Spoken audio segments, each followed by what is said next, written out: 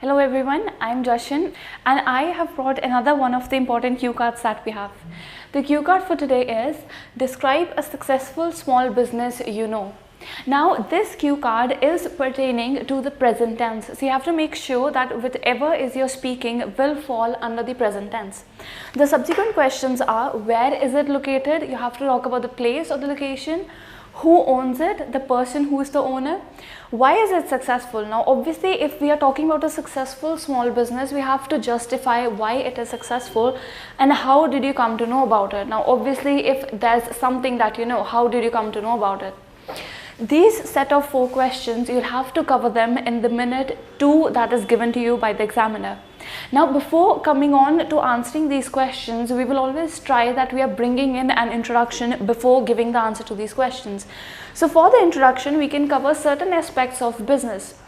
Because the keywords is successful small business. Business is going to be the keyword in here. So for the introduction of this cue card, we can start off by saying that businesses are mushrooming these days. You can just give a random opening line to that. And businesses are of diverse forms. They are an entrepreneurship, joint family or partnership. You can talk about small scale, large scale, whichever number of business forms that you know of. And after that, we will come to the topic that is being successful. And these successful or the successful nature of the business, it will depend on the deliverance quality, the product or services they are delivering. The higher the quality, superiority, the more success it will achieve. The location, the locality in which it is built, and the target group. Are they selling it to the youngsters? Are they selling it to the old people and so forth? So this is going to open up the topic. The person will know that you're talking about the business, and about that business, you're going to focus on the success part of it.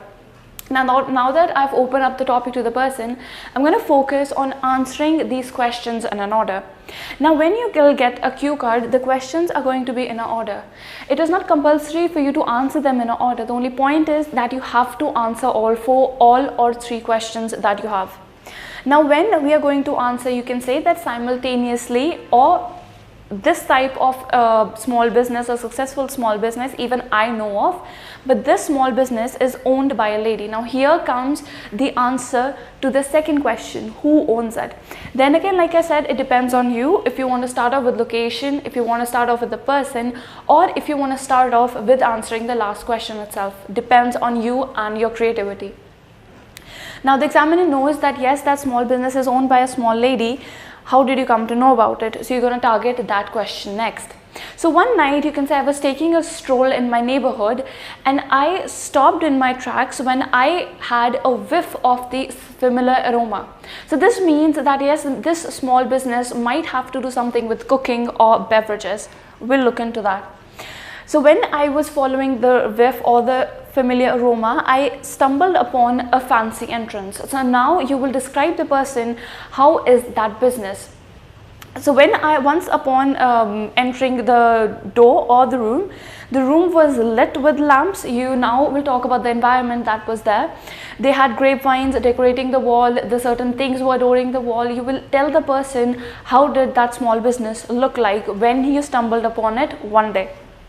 After that, because we have targeted 2 questions, we're going to move on to answering the rest of the questions. For that, you can say that you had been on that same path before, but you had missed that small little cafe because it was a hole in a wall. Now in here, hole in a wall is an idiom. That means that it was such a missed thing, but it was very common. So that was a hole in a wall. The place is visited by the neighborhood people. You visit this neighborhood cafe. So then again, the person knows where is it located in your neighborhood. So you have targeted that question simultaneously as well. This is quite popular among the people of my town. That again, it's a small cafe and in your neighborhood. So probably your town people are going to know about it because of its superior quality or the baked products. So obviously they are giving top-notch quality products, or their baked products are really, really good.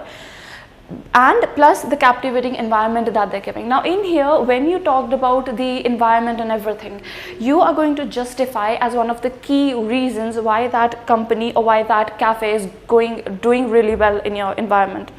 The vibe of the place is comfortably, you feel at comfort, or at the comfort of your home is provided there in the cafe. Any point you want to justify. Other points you can include are, it has a homey feeling, it delivers mouth-watering delicacies, it has a live band for entertainment, anything that strikes your mind on the spot. And the basic reason. Now obviously, because I told you to start your introduction with a conclusion, you also have to end it with, you have to start with an introduction, you have to end it with a conclusion. You can say that the amalgamation of interests of all age groups is what makes this business boom. It's being successful in my area, and it is earning appreciation in my local paper. So this is something that has justified your point why that business is successful. What was the counter effect of that? The local papers have been covering news about it. So in this way, what I have done, I have mixed matched the questions, I have arranged them according to my conveniency, but I have answered everything really well. This is how you're supposed to tackle the question. You read all the questions of the cue card and see which one are you most comfortable with covering the first, and then you can follow up the rest simultaneously. Okay, so now we'll move on to the third round, that's the follow-up questionings. Now once you're done with your cue card, the examiner will put some questions in front of you, and these questions will be on the topic that you've just given your speaking on. Now the topic for the cue card was small business and a successful small business. So chances are that your follow-up questions are going to be either on business or success. Let's look at question 1 for the follow-ups. How can success be achieved? Now this question is asking the procedure or the certain steps that are needed for you to achieve success. So the answer could be in such a way that success is achieved only through persistent efforts. Now persistent means continuous. You're not doing one effort and you're not taking a pause. It's being in continuity plus hard work. So you can say that persistent efforts are needed along with hard work, and it can also be used to achieve your set goals.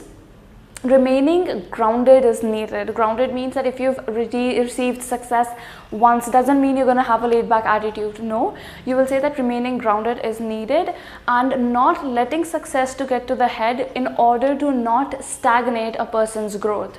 Now obviously, when we are growing, we do not want the first taste of victory to let us stop what we are doing. We have to continue. We have to be persistent after we have grown. Only that's the key to get success. Now this is a question which I have tackled according to my own reasoning. You can bring in your own words, you can use any of your procedures which you think will help a person to achieve success. Talking about the second question, it states, is there any guaranteed shortcut to success? Now obviously we know that when it comes to success, we need to have hard work and we need to be consistent. You cannot have hard work done once a week and attain success. That success is going to be short-lived.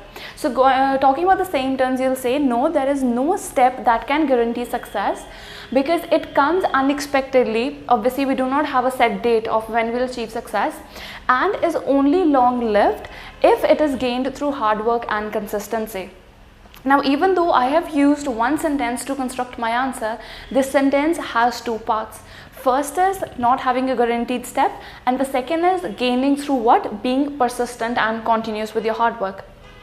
The third question is saying, what are the qualities that a business person should possess? Now obviously you're having a business owned, right? What are the qualities that should be instilled in a business person?